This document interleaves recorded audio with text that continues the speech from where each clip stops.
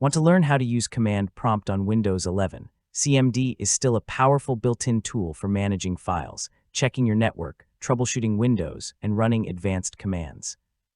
In this quick guide, I'll show you the basics and some useful commands every Windows 11 user should know. First, click the Windows search button and type Command Prompt.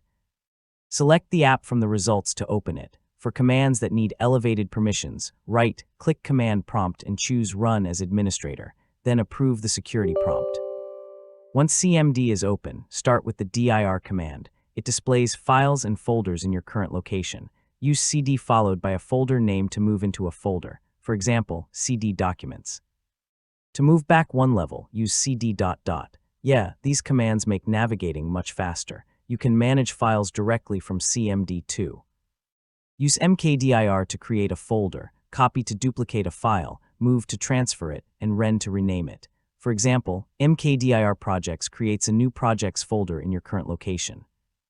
CMD is also useful for network troubleshooting. Type ipconfig to view your IP configuration. You can use ipconfig/all for more detailed information.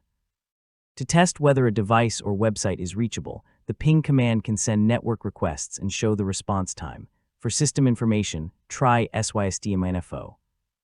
It displays details about Windows and your computer. You can also use tasklist to see running processes.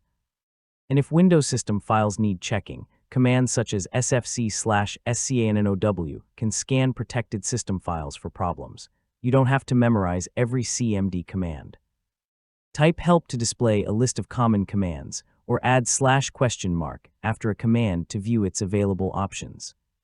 For example, ipconfig/? shows detailed help for IP configuration. This is one of the easiest ways to learn CMD as you go. And that's how to get started with Command Prompt on Windows 11. Begin with navigation, file management, networking, and basic system commands, then explore more as you gain confidence. Just remember to understand a command before running it, especially when it can modify or delete data. So take it one command at a time, and you'll be comfortable with CMD in no time.